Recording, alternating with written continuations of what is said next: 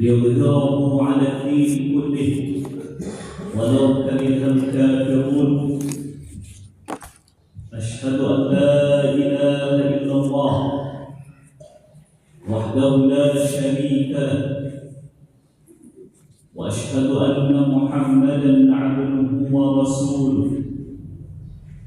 اللهم صل وسلم على نبينا وشفيعنا محمد وعلى آله وأصحابه ومن تبعهم بإحسان إلى يوم الدين. أما بعد، kaum muslimin wal muslimat, hadirin wal hadirat, bapak-bapak dan ibu-ibu jamaah subuh rahimani wa rahimakumullah.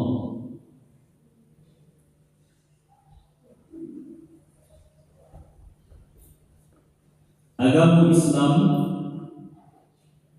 yang menjadi keimanan dan keyakinan awam, ajaran-ajarannya bapak dan ibu, kalau diibaratkan itu tidak ubahmu seperti sebuah pohon, sebuah kayu yang mana kalau kita perhatikan sebatang kayu itu terdiri dari akar, kemudian ada batang yang menjulang katek beserta dengan cabang atau rantiang-rantiangnya. Kemudian yang ketiga, ada daun dan buah-buahnya. Ajaran Islam tidak ubah seperti sebuah pohon, akar yang menghujam ke tanah. Itulah akidah, itulah tauhid. Batang yang menjulang katek dengan berbagai cabang dan dahan-dahannya, itulah yang disebut dengan ibadah syariat, muamalah. Kemudian daun dan buah-buahnya, itulah yang dinamakan dengan akhlak. Akidah, syariat, akhlak, itulah ajaran Islam. Jadi apapun yang kita pelajari dalam persoalan agama bapak dan ibu tidak akan terlepas pada yang tiga hal: akidah, ibadah atau muamalah, dan akhlak ada. Nah, berkaitan dengan masalah akhlak, ada hadis Nabi sallallahu alaihi wasallam yang begitu masyhur, yang ngajak kita dalam, bahkan mungkinlah kita hafalkan. Sebuah hadis yang sahih diriwayatkan oleh Imam Ahmad, Imam Al-Hakim, dan imam-imam kita yang lainnya. Nabi sallallahu alaihi wasallam bersabda, "Innama bu'ithtu liutammima makarimal akhlaq." Sesungguhnya aku itu diutus untuk menyempurnakan akhlak. Kaum muslimin, lalu bagaimana cara bisa menyempurnakan, memperkuat kualitas akhlak? Maka pada kesempatan subuh hari ini kita akan membahas cara dari berbagai cara yang bisa kita lakukan untuk meningkatkan kualitas akhlak dan adab kita di dalam kehidupan. Yang pertama adalah yaitu memperkuat keimanan kepada Allah, memperkokoh tauhid. Seperti yang saya sampaikan tadi Bapak Ibu, Islam kok ibarat kayu. Ada akar, ada batang, ada daun dan buah. Yang tauhid itu adalah akarnya, sedangkan akhlak itu adalah buah dan daun. Bapak Ibu, lain muah kayu berbuah, lain muah nyawa berdaun. Kalau nakal langsung lamati, tidak. Jadi kokoh dan kuatnya sebuah batang kayu, suburnya daunnya, bagusnya kualitas buahnya, itu sangat tergantung kepada sehat dan kokohnya akar yang menghujam ke bumi itu. Kalau rusak akar itu, maka otomatis katanya akan rusak. Tetapi kalau akar lain kuatnya, tidak ada karena hama penyakit, tidak ada yang merusaknya, maka biasanya kualitas pohon dia batang, cabang, kemudian yang namanya daun dan buah-buah akan hidup dengan subur, akan hidup dengan kuat dengan sendiri. Kaum muslimin, makanya Nabi SAW mengatakan, contoh Bapak Ibu yang dalam hadis, bagi Bapak Ibu kita yang lain mengkaji misalnya kitab Al-Arba'in, alhamdulillah di Surabaya sampai 22 hadis Arba'in yang ditulis oleh Imam An-Nawawi itu selesai dibahas. Hampir 2 tahun mengkajinya, hampir 2 tahun. Bila alhamdulillah selesai. Nah, di dalam kitab itu, dalam sebuah riwayat diriwayatkan oleh Imam Al-Bukhari, diriwayatkan oleh Imam Muslim, Nabi SAW menyampaikan tentang 3 akhlak. Yang pertama, menjaga lisan, perkataan yang baik-baik. Kemudian yang kedua, memuliakan tetangga. Kemudian yang ketiga, memuliakan teman. Menjaga lisan, kemudian yang kedua, memuliakan tetangga, dan ketiga, memuliakan teman. Bukan akhlak saja Bapak Ibu ya, berkaitan dengan adab, akhlak, etika. Nah, sebelum Nabi menyampaikan itu, ayat bila ulama sampaikan, man kana yu'minu billahi wal yawmil akhir falyakul khairan aw liyasmut. Siapa yang betul-betul beriman kepada Allah dan hari akhir, maka hendaklah dia berkata yang baik-baik saja atau diam. Bukan menjaga lisan namanya. Artinya apa Bapak Ibu? Orang tidak akan bisa menjaga lisannya dengan baik kalau tidak didasarkan kepada iman kepada Allah dan hari akhir. Kenapa? Karena iman kepada Allah dan hari akhir itulah yang membuat awak lain menahan diri untuk tidak mengatakan dan buruk-buruk. Kenapa? Karena kata-kata yang kita keluarkan tercatat di dalam catatan mereka, dan semuanya itu akan dimintai pertanggungjawaban oleh Allah di akhirat. Tapi kalau orang tidak beriman Bapak Ibu, atau tipis imannya, tidak peduli.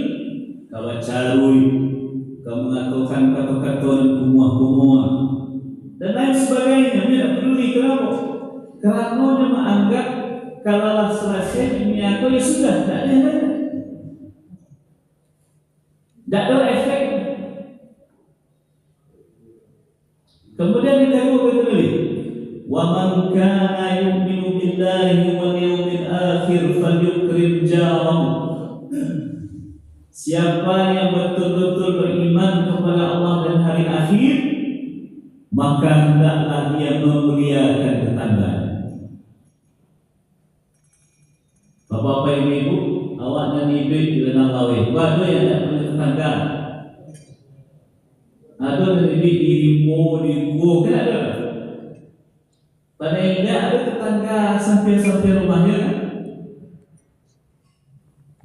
Seseorang akan peduli dengan tetangganya, atau paling tidak seseorang tidak akan menyakiti dan zalimi tetangganya, salah satu yang mendorongnya adalah kalau dia punya iman, punya akidah yang kuat terhadap Allah dan hari akhir. Kenapa?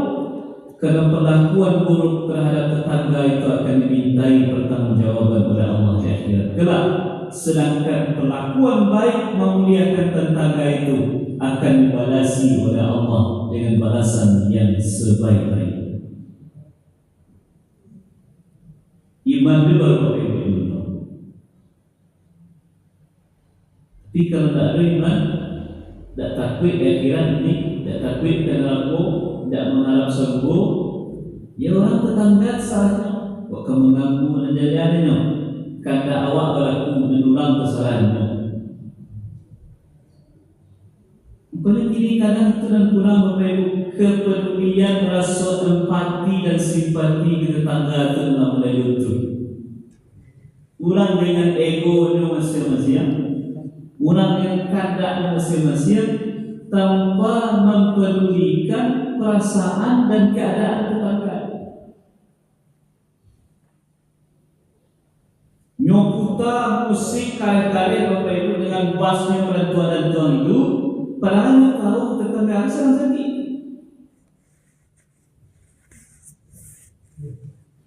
Kemudian membangun rumah, tidak dipedulikan. Dia cucuran atau barangkali mengotori dan membasahi halaman tetangga dan lain sebagainya. Tapi kalau lain iman dalam hati, lain tauhid itu menguat di dalam hati, kokoh dalam hati seseorang, Bapak Ibu, dia akan hati-hati dan sampai tingkah lakunya membuat tetangganya terganggu. Ada sebuah kisah yang Masya Allah, Bapak Ibu, menggambarkan bagaimana luar biasanya akhlak seorang Muslim terhadap tetangga, walaupun tetangga itu non-Muslim sekali. Jadi Imam Hasan Al-Basri, Bapak Ibu, Hasan Al-Basri itu tokoh ulama dari kalangan tabi'in. Jadi beliau sempat berguru dengan sahabat tapi tidak bertemu dengan Nabi. Tinggalnya di kota Basrah di Irak. Jadi beliau pun tinggal bertetangga, tetapi tetangga itu bukan tetangga yang samping rumah, tetangga yang di lantai bawah. Ibarat awak mengontrak rumah, Bapak Ibu, ada di lantai pertama, ada di lantai bawah. Nah, masing-masing rumah itu ada kamar mandinya. Kamar mandi bawah naik sampai Imam Hasan Al-Basri. Kamar mandi di atas itu dipakai oleh tetangga. Tetangganya seorang Nasrani. Nah, suatu kali Bapak Ibu, ada lagi yang menetes-netes dari atas ke kamar.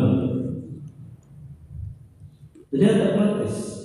Dia hanya ambil, kemudian dia tampung. Bertahun-tahun itu terjadi. Kemudian suatu kali Imam Hasan Al-Basri itu sakit. Kemudian tetangganya bayi menjamur, dicari rezeki. Kemudian masuk tetangga tadi ke kamar. Jadi ada lagi yang menetes-netes. Kalau dari teh itu rumah sampai awak tinggal, tentu itu penyebabnya karena apa? Karena ada bocor di atas. Kalau ini memang Bapak Ibu, kamar mandi atau WC atau sumber air yang itu ada bocor sehingga menetes ke bawah, itu kan cukup mengganggu. Maka bertanya tetangga tadi, wahai Al-Hasan, lah berapa tahun engkau menanggung yang mereka? Ayah menetes-netes dari rumah pun nanti. Kata Imam Hasan Al-Basri, dalam lama-lama 20 tahun saja. Masya Allah, 20 tahun bersabar. Beliau tidak mempermasalahkan. 20 tahun, yuk. Dan engkau sabar dengan itu, yuk. Lalu siapa yang mengajarkan engkau seperti itu? Itulah ajaran agama kami. Itulah ajaran agama. Itulah ajaran yang dibawa oleh Nabi kami Nabi Muhammad. Maka tersentuh hati si Nasrani tadi, kemudian pada saat itu mengucapkan kalimat syahadat, menyatakan diri masuk Islam. Bapak Ibu, itu bukan berarti awak kau ada dan mengganggu dari aponan ada di tangga awak harus diam saja, diam wajib diam tidak. Itu sebuah pilihan bagi seseorang yang tingkat iman luar biasa, yang mampu bersabar dengan sesuatu yang mungkin mengganggunya dari tetangga. Tetapi awak sebagai tetangga lain jangan bodoh tabadiak memakai visa. Lajarnya rumah awak atau apa yang di rumah kita mungkin agak mengganggu tetangga kita, kemudian disampaikan awak aku siapa? Allah itu zanna. Jadi Imam Hasan al-Basri 10 tahun sabarnya. Itu dan nampaknya kaji tentang sebuah yang bisa diadakan. Nah, itu salah pakai kisah, tidak tertepin. Tapi bercermin awak dari Imam Hasan al-Basri tadi, mampu seseorang berlaku baik kepada tetangganya itu salah satunya dipengaruhi oleh keimanan dan ketauhidan. Kemudian yang ketiga, wa man kana yu'minu billahi wal yawmil akhir falyukrim dhaifahu. Siapa yang beriman kepada Allah dan hari akhir, maka hendaklah dia memuliakan tamunya. Artinya, orang yang lain semua dan bisa maksimal memuliakan tamunya, salah satunya itu didorong oleh karena iman kepada Allah. Kenapa? Karena orang yang melayani tamu dengan sebaik-baiknya tentu akan tercatat di dalam catatan malaikat yang telah melakukan kebaikan yang luar biasa. Kemudian nantinya akan mendapatkan insyaAllah balasan yang terbaik di seluruh dunia. Jadi Bapak Ibu, bisanya kita berakhlak yang baik atau terjauhkan diri kita dari akhlak-akhlak yang buruk itu sangat bergantung kepada tauhid dan keimanan kita kepada Allah. Nah, timbul satu pertanyaan. Ada orang mengatakan, Ustaz, ya, nampak jadi ada orang tidak sembahyang biasa, sembahyang indah, puasa indah. Ini Islam biasanya tapi tidak sembahyang tak puasa, tapi nan akhlaknya luar biasa. Banyak poyo, paragia yo, panolong yo, apa itu? Ada tak hal itu? Baik. Jangankan itu orang yang dari Islam saja, orang yang non Muslim saja banyak seperti itu.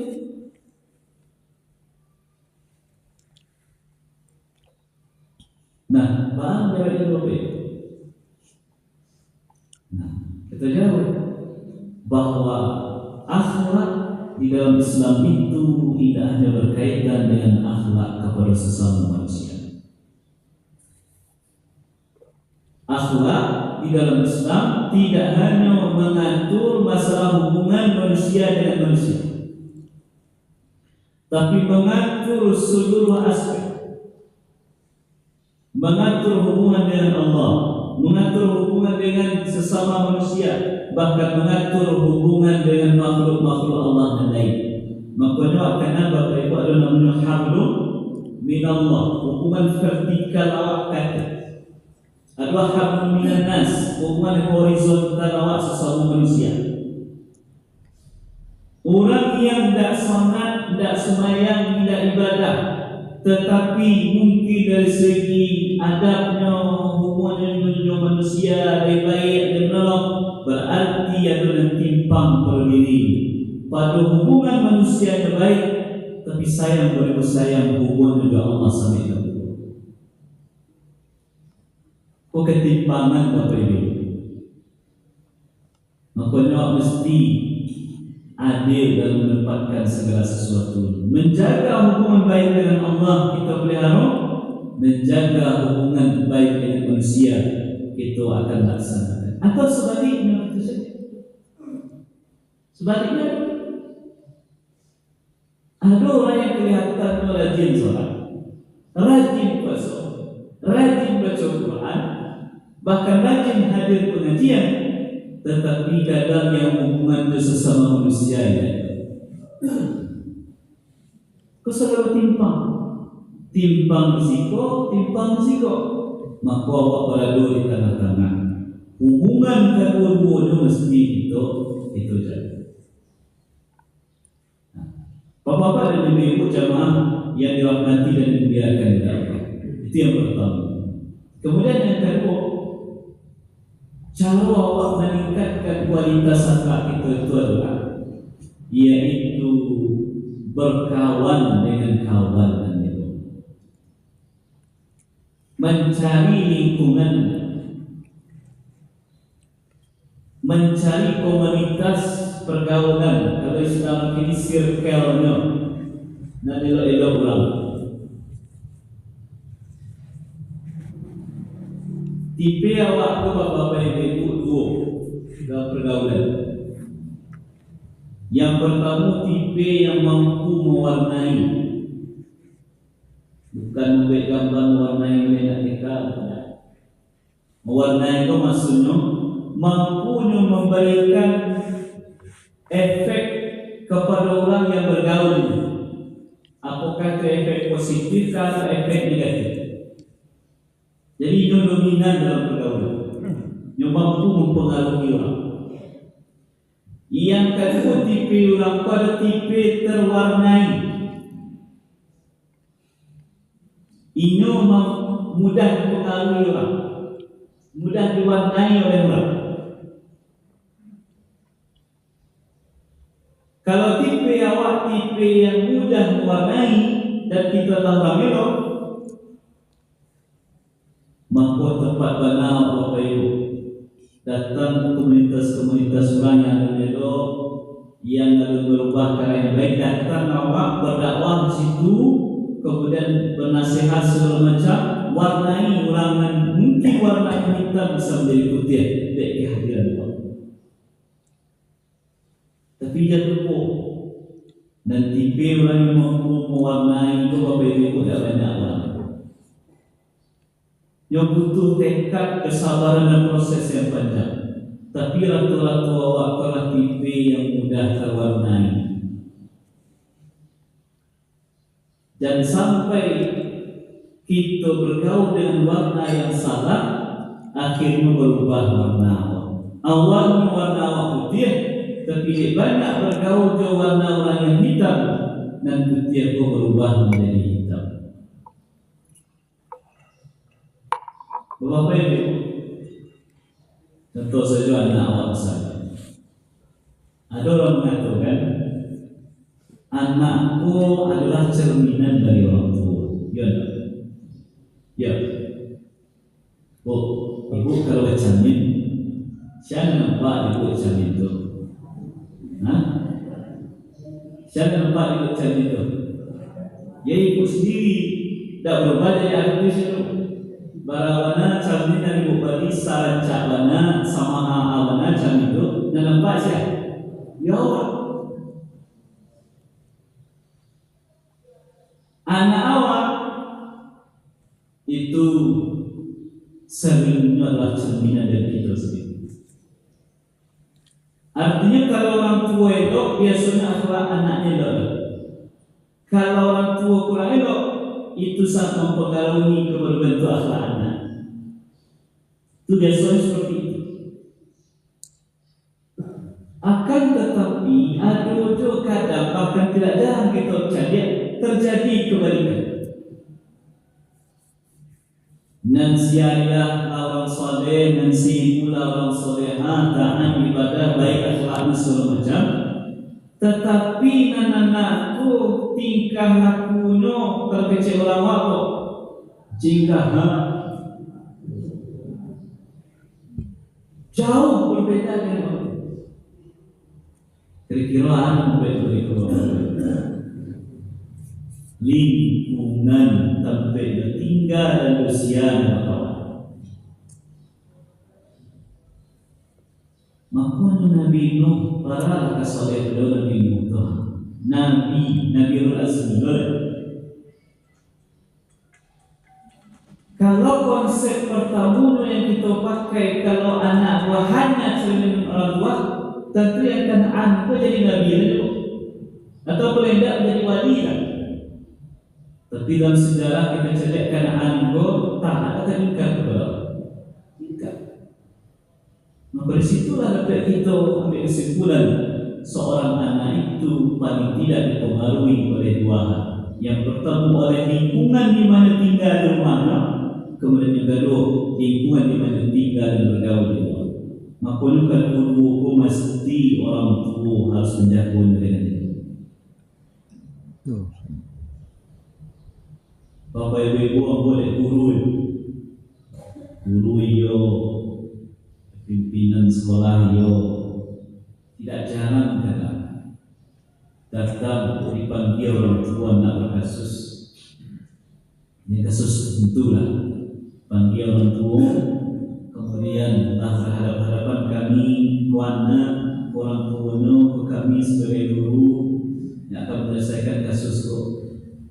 Kecil seorang baik Bapak Ibu dah menyangkut kami Ustaz, anak kami berikut di rumah tenang, di rumah elok-elok setingkah lakunya, tak menyangkut kami bahawa anak kami bisa seperti itu. Saya kira yang membantu anak lingkungan tambah lebih minggu teknologi yang begitu maju. Nama Nabi Sallallahu Alaihi Wasallam Bapak Ibu menyampaikan tentang teman yang baik, tentang teman yang buruk. Yang teman yang baik pun ibarat penjual minyak wangi, kahamilil misk, penjual minyak wangi. Sedangkan teman yang buruk itu kanafikhil ke, tukang besi. Itu bukan mengistimewakan profesi tertentu dan deskripsikan profesi tertentu, tidak. Bukan sebagai permisalan Bapak Ibu ya. Yang disampaikan oleh Nabi. Kawanan elok itu kata Nabi ibarat kahamilil misk, seperti orang yang menjual minyak wangi, yang membawa minyak wangi. Ada 3 hal yang baik yang bisa kita dapatkan dari orang menjual minyak wangi. Yang pertama kata Nabi ayuh diyaka, inyo bahagia kau, nyocok dia akan bawa parfum minyak wangi. Itu kan dia. Atau yang kedua antabata'a minhu, engkau membeli parfum darinya. Dan kita beli nanti 20 parfum. Atau yang ketiga antajida minhu rihan thayyibah, engkau memperoleh aroma yang harum dari badannya, dari pakaian. Itu maknanya filosofis Bapak Ibu. Orang yang berkawan dengan penjual minyak harum, minyak wangi, pertama saya diulang tadi bagian parfum, atau orang tadi membagi dari kawannya yang menjual parfum tadi, atau yang ketiga yang mendapatkan aroma parfum dari kawannya tadi. Maksudnya, maksud yang pertama adalah inyo liagia parfum dari kawan yang menjual parfum tadi. Itu maksudnya adalah kalau berkawan awak dengan orang yang elok Bapak Ibu, nyo akan ngajak menasihati itu, menasihati awak dengan elok.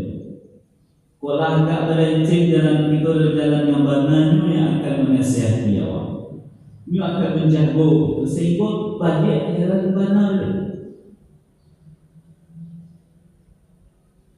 Atau orang tu bisa membeli parfum dari kawan yang jual parfum tadi. Maksudnya apa? Nawak sebagai kawan mendulang manfaat dari kawan yang menjual parfum tadi. Awak belajar akhlakmu, tingkah lakumu, belajar awak tadi. Atau yang ketiga setidak-tidaknya Kalau kawan pakai parfum apa ibu, wangi parfumnya semerbak aromanya.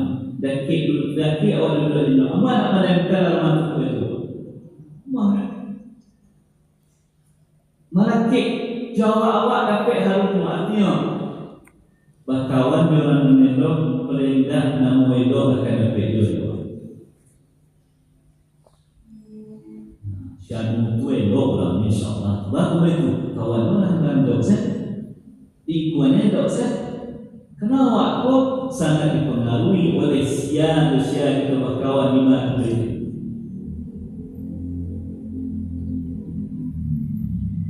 Dan sebaliknya kata Nabi, teman yang buruk itu ibarat nafi fikir, ibarat tukang besi, imma ayuhriqa thiyabaka wa imma antadariyahan khabitha. Ada dua kemungkinan kau bergaul dengan tukang besi kau. Yang pertama bisa jadi awak ipik terbakar, baju awak dekat-dekat dua api. Kemudian yang kedua, panjang indah aroma dari basi dari tapik kalajon tadi yang kurang sedap itu malakik keluar kepada Allah. Arti maksud dari Nabi itu apa itu? Maksudnya yang pertama yang membakar pakaian dari. Kalau bergaul awak dengan orang yang kurang elok, biasanya kita pun bisa menjadi orang elok. Boleh awak tertipi orang yang mudah diwarnai tadi. Atau paling tidak, kalau pun awak dah elok, dah berubah tu, jadi orang elok juga. Paling tidak, orang akan berprasangka buruk begitu. Syarah tu juga agak ragu pun orang elok tu. Apa itu? Kawan orang dah elok sah. Padahal yang orang tu mungkin tak lawan. Tapi dek berkawan orang yang kurang elok, hidup di lingkungan yang kurang baik, orang agak seuzon kan ini. Kalau ibarat kata patah orang awak, Bapak Ibu, orang memakan juga dah. Awak nak kedai datangnya. Kuih kedai datang. Makanya penting ada kawan dan elok, Bapak Ibu. Nabi SAW mengatakan, Al-mar'u ala dini khalili, falyanzur ahadukum ala man yukhalil. Seseorang itu sangat bergantung kepada kualitas agama kawan-kawan akrabnya. Maka hendaklah salah seorang di antara kamu betul-betul memperhatikan siapa orang yang akan dia jadikan kawan akrab. Kawan akrab apa itu ya? Kawan yang akan taruh awak bergaul dengannya, yang akan ajak kita berinteraksi dengannya. Maka cari-cari siapa orang yang patut menjadi kawan akrab awak. Kerana awak pun sangat bergantung di siapa kawan. Bapak Ibu, mungkin pernah mendengar kisah yang diceritakan Nabi tentang seorang laki-laki yang membunuh 100 orang. Para kadang bersuara membunuh surah itu datang buang bersuara.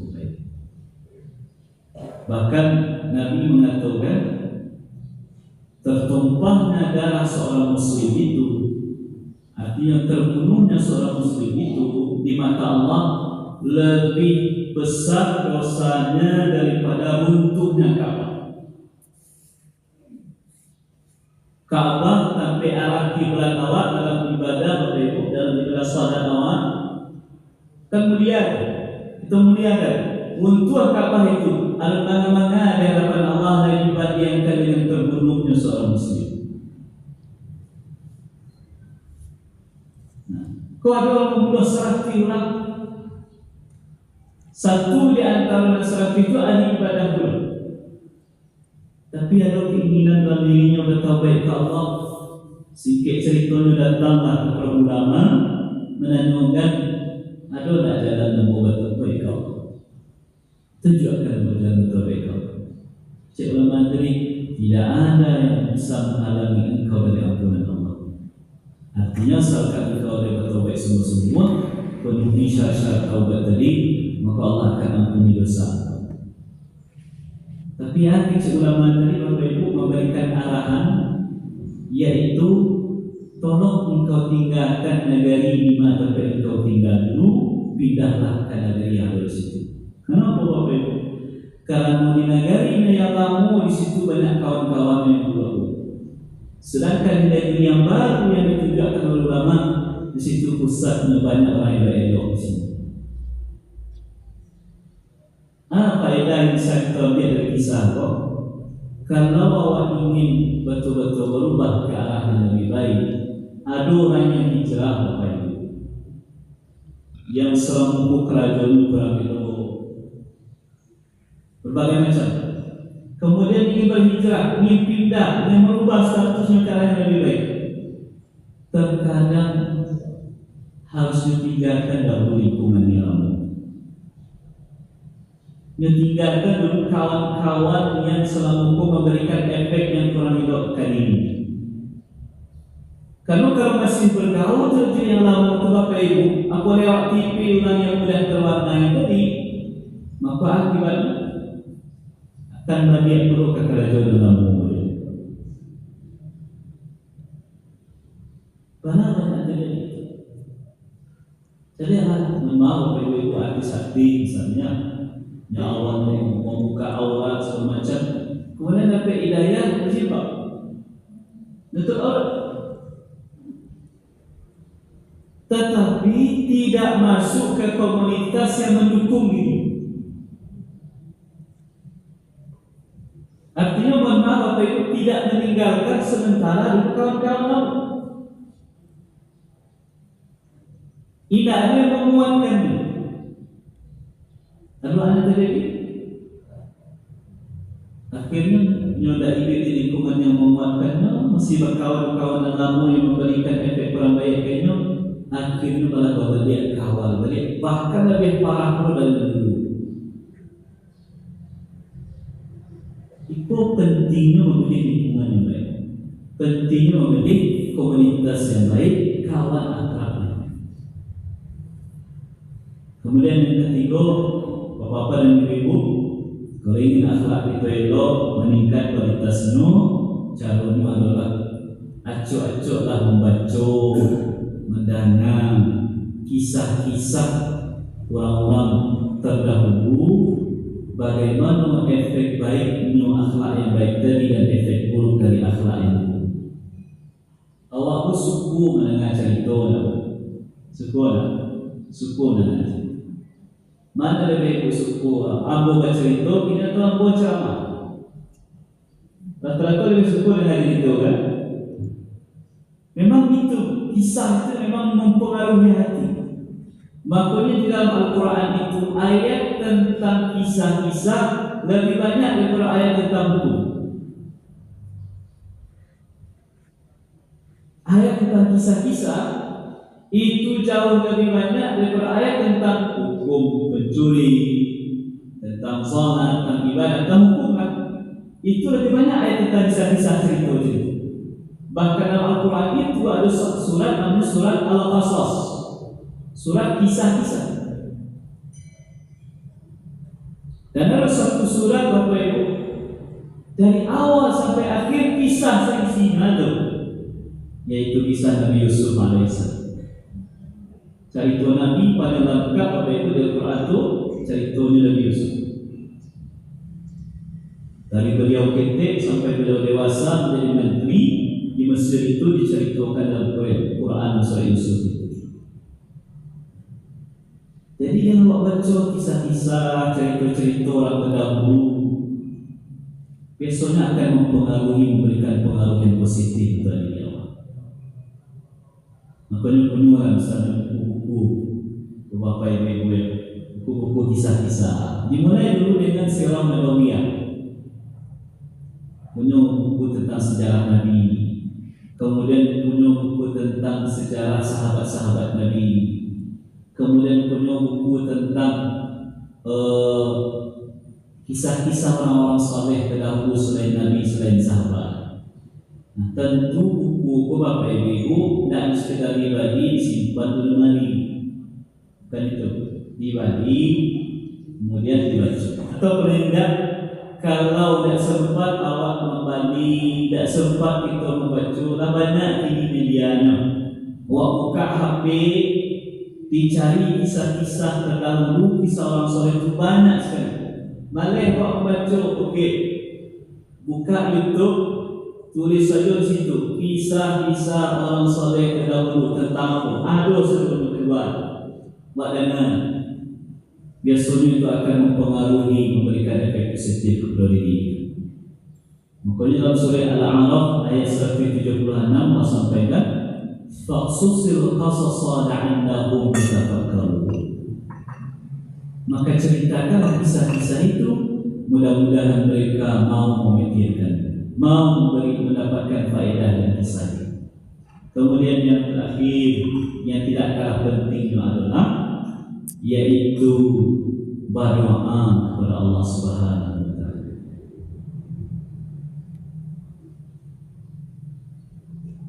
Kerana yang mestinya membuat awak elok dan elok kok, kan itu adalah hidayah dari Allah Subhanahu wa taala.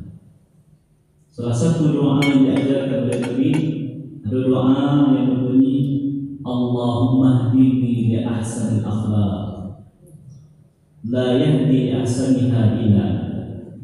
Ya Allah, tunjukkan aku kepada akhlak yang baik, dan tidak ada yang bisa menunjukkanku kepada akhlak yang baik itu kecuali Engkau saja. Wasrif anni sayyi'aha wa yasrif anni sayyi'aha ila anta. Dan jauhkanlah, palingkanlah diriku dari akhlak yang buruk, dan tidak ada yang mampu memalingkan diriku dari akhlak yang buruk itu kecuali Engkau, ya Allah.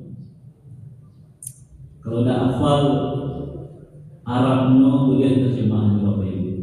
Kalau Arabnya berbunyi, Allahumma hdini li ahsanil akhlaq wa la yahdi li ahsaniha illa anta. Wasrif anni sayyaha wa la yasrif anni sayyaha illa anta. Ya Allah, tunjukkan aku kepada akhlak yang baik, dan tidak ada yang memberikan petunjuk kepadaku kecuali Engkau. Dan jauhkan aku, palingkan aku dari akhlak yang buruk, dan tidak ada yang mampu memalingkanku dari akhlak yang buruk itu kecuali Engkau sendiri, ya Allah. Hadis sahih diriwayatkan oleh